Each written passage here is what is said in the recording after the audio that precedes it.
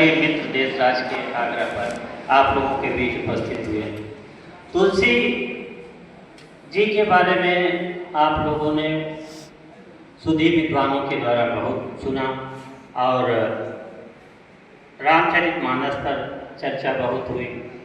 थोड़ा सा जब कल देशराज जी हमें भेजे तुलसी जयंती पे, तो हमें कुछ कहने के पहले इसी पे थोड़ा सा चर्चा करें कि हम तुलसी पढ़े तो हम सोचे तुलसी तो चलिए ठीक है, तुलसी तो एक चिकित्सीय पौधा है जिसको हम लोग अपने घरों में लगाते हैं और जिसकी पूजा करते हैं।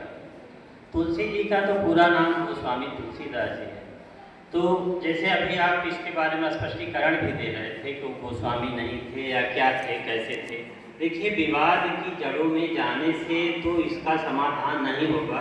एक छोटा सा उदाहरण हमें मालूम है कि यही जो सूत्र वाली बात पर जो है नारी वाली चौपाई पर, ढोर गंवार शूद्र प्रश्न नारी वाली, यही चौपाई पर हाई कोर्ट इलाहाबाद में, उस समय हम इलाहाबाद विश्वविद्यालय के हम छात्र हैं, वहाँ ये हुआ कि वहाँ मुकदमा हुआ है, चौपाई रामचरितमानस से निकाल दी गई। उसी बेंच बैठी जजों की और बहुत लोग बुलाए गए, जज साहब वकील जो नामित थे उनको बताया गया कि आपको इस पर तैयार करके आना है और बोलना है, चौपाई निकाली जाएगी। तो भाई देखिए, इतनी बड़ी बात इतने कम समय में ये कैसे संभव हो सकता है। भारत देश विद्वानों का गढ़ है, एक एक से यहाँ रामानुरागी रहे जिनकी चर्चा अब कम समय में नहीं हो पाएगी, लेकिन हमें याद है कि राम किंकर उपाध्याय जी आए एक वकील की भूमिका के रूप में कि हमें समय दे दीजिए, थोड़ा सा हम इस पर बोलना चाहते हैं इस चौपाई के बारे में। तो जज कहा कि ठीक है, आपको कितना समय चाहिए? तो कहें जितना आपके पास हो। तो कहा कितना समय? 1 दिन 2 दिन? कहें 1 महीने से शुरू करिए, 1 वर्ष तक शुरू करिए, या 1 महीने शुरू करिए, जब तक हम जिंदा रहेंगे तब तक इस चौपाई को बोलेंगे, इसी पे एक चौपाई। तो कहने का एक मतलब कि यह मानस भावभूमि का विषय है।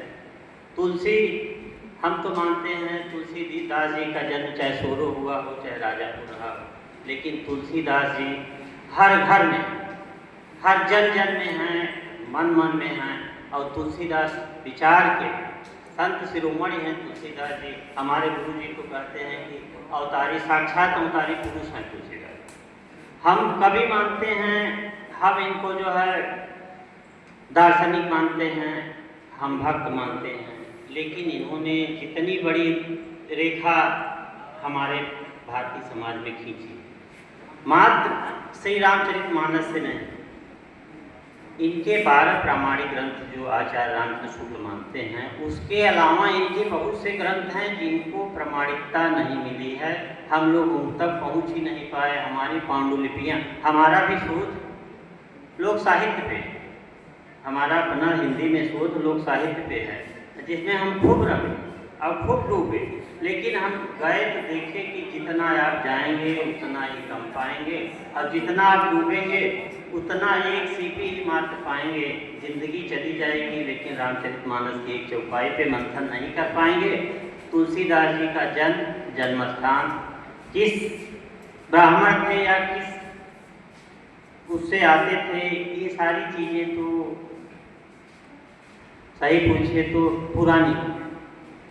अगर हमें चर्चा करना है तो तुलसी के रामराज्य की चर्चा करें, हमें चर्चा करना है तो मर्यादा पुरुषोत्तम राम के एक एक आदर्शों की चर्चा करें, जो समाज में आज अनाचार, अत्याचार, तरह तरह की चीज़ें देखने को मिल रही हैं। अगर हम रामचरितमानस की, जिसे आप बताएं कि गुटखा भी घरों में रखी जाती है, लोग उसका पारायण भी करते हैं, मास पारायण करते हैं, तो उससे अगर हम सीख रहे हैं किसी एक चौपाई को, हमारे गुरुजी तो कहते हैं कि दिन भर में एक चौपाई का अनुसरण कर लो, एक चौपाई के एक शब्द का अनुसरण कर लो, तो बेटा आपका जीवन बदल जाएगा। और आप तुलसीदास को समझने के लिए अगर चेष्टा करेंगे तो तुलसी के समान आपको संत होना पड़ेगा। बिना संत हुए आप तुलसीदास को समझ नहीं पाएंगे।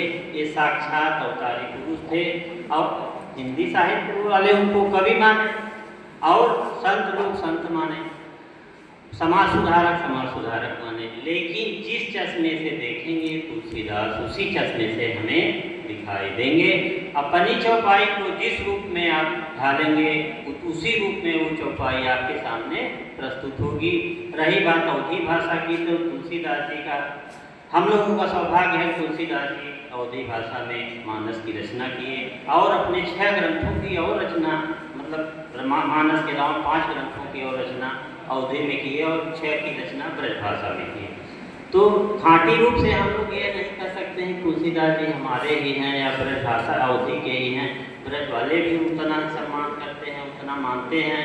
हम तो कई बार देखे हैं और सुने भी हैं। अभी तो हम भी सीख रहे हैं आप लोगों के माध्यम से बैठ करके। आकाशवाणी से हमारा लगाव है, तो हम तो देखते हैं कि बराबर हम तो लाइव बोल देते हैं कि पहले के राजा, आप कह रहे थे कि पहले के राजा किस तरह से आदर्श करते थे और किस तरह से वो अपने समाज में लाते थे। लेकिन आज के राजा तो हम एक बार लाइव बोले थे, बहुत हमारे ऊपर आक्षेप भी लगा था। तो हम कहा ये थे कि पहले के राजा होते थे तालाब खुदवाते थे, पोखरा बनवाते थे और धर्मशाला बनवाते थे। अब के राजा हैं तो तालाब को पाटते हैं, धर्मशाला को कब्जा करते हैं। ये तो आज के आधुनिक राजा हैं और इनकी ख्यात उतनी ही बढ़ती है जितना तालाब पाट लेंगे, जितना धर्मशाला को कब्जा कर लेंगे, धर्मशाला के ऊपर अपना नाम लगवा देंगे। ये तो आज के राजा हैं। लेकिन हमारा मानना है कि जन जन में राम है और जन जन में तुलसीदास। उनका स्थान हमारे हृदय में है, हमारे घरों में है, हमारे पूजा घरों में है।